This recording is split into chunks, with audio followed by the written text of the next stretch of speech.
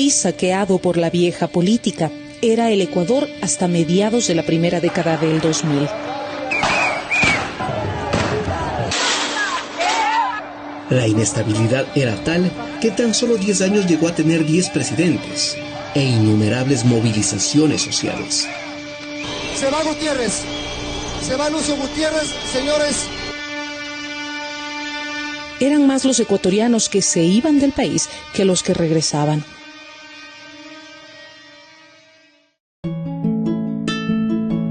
Hasta que llegó un proyecto político progresista y la incertidumbre empezó a transformarse en certezas. La patria no está en venta, la patria vencerá las chequeras. Se trataba de Rafael Correa, un joven economista alejado de la política tradicional que empezó la gran transformación. Una nueva constitución aprobada por una impresionante mayoría en las urnas devolvió el poder al pueblo, que lo tuvo por 10 años seguidos, cuando el proyecto político de Correa ganaba elección tras elección. Esta es la confirmación de esa revolución ciudadana que ofrecimos al pueblo ecuatoriano en el 2006 y que este mismo pueblo nos ordenó en las urnas aquel histórico 26 de noviembre del mismo año. Con esto cumplimos el mandato, la orden que nos dieran el 26 de noviembre del 2006 de tener esta nueva constitución que siente las bases para un nuevo país. Fue así como, por primera vez, el ciudadano pudo tomar las riendas de su país y, a través del Consejo de Participación Ciudadana y Control Social, ser parte de la toma de decisiones. Las autoridades de control nunca más serían nombradas por políticos bajo su conveniencia. Lo reemplazaría un organismo independiente que reemplazaría a estos ciudadanos. El Estado dejaba de tener 3 funciones para pasar a tener 5, todas operando de manera independiente, ordenada y con sus respectivas atribuciones. El Consejo de Participación Ciudadana estaba encargado de la selección de 137 autoridades de las funciones electoral, judicial y de transparencia, consejeros electorales, jueces y autoridades de los órganos de control, todos designados mediante procesos transparentes de méritos y oposición. Juran ustedes que cumplirán fielmente las funciones otorgadas por la Constitución de la República del Ecuador y la ley en su calidad de vocales principales del Consejo de la Judicatura. Sí, juramos. Pero la destrucción llegó tras el triunfo de Lenín Moreno, que ganó la presidencia bajo el paraguas del movimiento político del expresidente Correa, pero no dudó en traicionar a sus electores. Moreno se entregó de lleno a la banca. Yo soy uno más, señor presidente, de tantos que no votamos por usted y ahora estamos gustosos de respaldar, de apreciar, de felicitar la gestión que usted está haciendo, señor presidente. Sabes, Antonio, y en ese orden de ideas, yo les estoy también agradecidos por no haber votado por mí.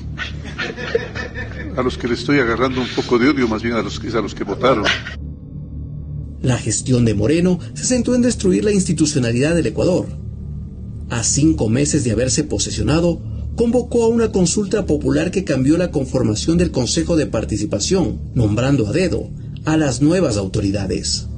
Les consultamos sobre el cese inmediato de los actuales miembros del Consejo de Participación Ciudadana y proponemos que los nuevos integrantes sean elegidos a través de votación universal. Los miembros del nuevo Consejo Transitorio, muy cercanos a Moreno, llegaron gracias a una cuestionada consulta popular que se realizó sin dictamen de la Corte Constitucional, tal como hasta hoy lo exige la ley. Fue y es por la reestructuración institucional del Estado.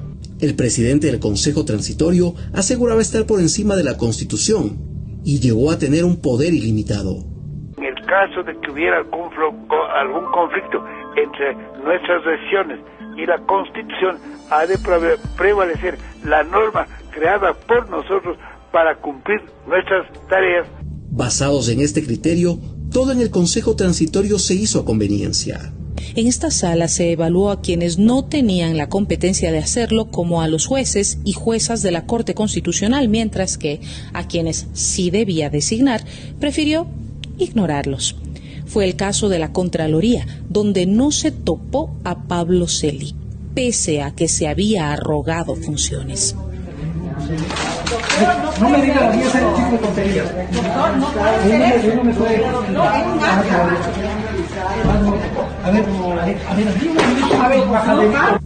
Celi fue muy funcional para el proceso de persecución y Trujillo lo dejó en el cargo sin nunca evaluar su gestión. A quienes no los podían utilizar para su persecución eran tratados como enemigos. El presidente del Consejo de la Judicatura, Gustavo Yalc, un respetable doctor en Derecho, fue amenazado públicamente por Trujillo. No me obligue a usar la fuerza pública para reducirle al sitio que le corresponde. El proceso de evaluación no ofrecía ninguna garantía para las autoridades que estaban en funciones. Yalc y toda su caterva de cómplices de la violación permanente de los derechos humanos no nos va a detener. La Fiscalía General era el objetivo primordial. Para completar la obra se necesitaba una persona utilitaria que canalice la persecución en el ámbito penal. La elegida fue Diana Salazar, que en realidad fue la menor puntuada en el concurso de méritos. El consejero Javier Zavala Egas lo denunció meses después. Zavala Egas estuvo en contra de este nombramiento. En méritos no estaba primera. En oposición, en el examen escrito que se hizo, tampoco llegó primera. ¿Quién y cómo calificaron como calificaron a la fiscal para que llegue primera al concurso? Mi calificación fue 24 sobre 30. Por lo tanto, la pregunta es ¿por qué llega primera? Porque se la calificó para que llegue primera. En realidad, las pruebas de quien fue designada fiscal fueron mediocres. Su examen escrito recibió la calificación de 10 sobre 20 y su exposición oral solo demostró desconocimiento. Se requiere decisión para tomar algunas decisiones y tener la decisión de tomar las decisiones. La víctima, ¿qué clase? La víctima tiene que versar mismo de la organización. ¿Pero por qué? Nos vamos a decir. Pese a esto, fue designada fiscal general de la Nación. Porque haber sacado 10, eso no significa corrupción, significa honestidad. Moreno aseguró de esta manera los 3 pilares para la persecución, para el lawfare. Pablo Celi, el contralor subrogante, forjaba informes de responsabilidad penal contra todos los correístas. Con estos informes actuaba la Fiscalía de Diana Salazar y los casos llegaban a los jueces puestos por Moreno y Trujillo y los sentenciaban. Tradicionalmente, los fiscales tienen temor y miedo de solicitar prisiones preventivas. Entonces, debe ser aplicada en todos los casos. Llenaron el círculo y empezaron la persecución. Acusaron y sentenciaron por asociación ilícita al ex vicepresidente Jorge Glass, sin una sola prueba, después de que Moreno le retirara de sus funciones porque el vicepresidente denunció el pacto con la vieja partidocracia. Me han quitado las funciones por pedido de Guillermo Lasso, por pedido de los grandes empresarios. Comprendieron con claridad que no iban a contar conmigo para el regreso del viejo país, para el país del tongo, del reparto, de las componendas. Se inventaron el caso Balda, un supuesto secuestro en el exterior de una persona que huyó a Colombia evadiendo la justicia, y ahí salió la primera orden de prisión contra el expresidente Correa. Luego aseguraron que Odebrecht puso presidente en Ecuador y como esta empresa nunca fue enjuiciada, denominaron al caso Sobornos 2012-2016. Sin Odebrecht, la utilitaria fiscal acusó al expresidente Correa por influjo psíquico. Todo en un tiempo récord. En plena pandemia, se cumplieron a la carrera todas las instancias judiciales, un día antes de terminarse las inscripciones a las elecciones presidenciales, y de esta manera se aseguraron que el expresidente Correa no pueda participar como candidato. Sentenciado como instigadores tanto al señor Rafael Correa Delgado como al ciudadano Jorge Glass, que ellos, a través de su influencia, irradiaron para que sus ministros, secretarios de Estado y asesores cometan los delitos.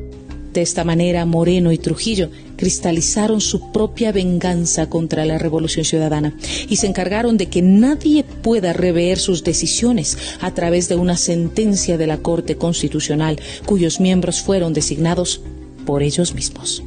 Haré todo lo posible porque este hombre vaya a donde debe estar, en la cárcel. ¿Qué diremos? Que vayan a la cárcel desde el jefe de Estado y de todos los funcionarios que le acompañaron. Por eso fue que para llevar adelante enjuiciamientos penales a funcionarios del expresidente Rafael Correa, cambiaron al 70% de los jueces. Prohibición de salida del país a todos los funcionarios, ministros, secretarios de Estado y viceministros que participaron en régimen del gobierno de Rafael Correa. Un proceso persecutorio único en la historia del país, que contó con el apoyo de la gran prensa, que aplaudía. Los medios de comunicación en general tienen la idea de designarle a usted el hombre más brillante del año que estamos terminando. El gran empeño que usted ha puesto por favorecernos con decisiones históricas. El resultado de la descorreización está presente. Ecuador pasó de ser el segundo país más seguro de América Latina al más peligroso de todos, y donde en plenas elecciones se asesinó a un candidato presidencial para tratar de inculpar a la Revolución Ciudadana, impidiendo su triunfo en la primera vuelta electoral y asesinando a los 7 sicarios durante el balotaje, afectando su votación final. A todo esto se suma la nueva metida de mano en la justicia, con la destitución del legítimo presidente del Consejo de Participación Ciudadana elegido en las urnas, y tomándose además del Consejo de la Judicatura para impedir un independiente concurso de jueces. La fiscal nuevamente fue la funcionaria servil para todo este proceso. Quienes realizaron la persecución de correístas ahora pagan sus propios delitos, y algunos fueron enjuiciados por graves casos de corrupción.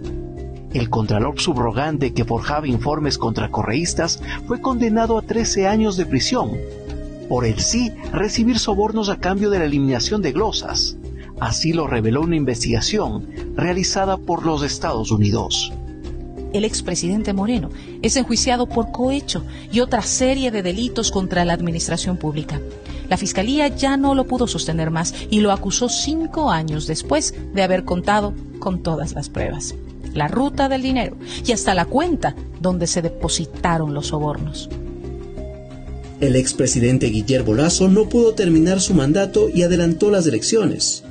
Es acusado de corrupción y de mantener conexiones oscuras con la mafia internacional. El expresidente del Consejo Transitorio falleció y ninguna institución por él reformada volvió a ser como antes. Todo en Ecuador fue destruido.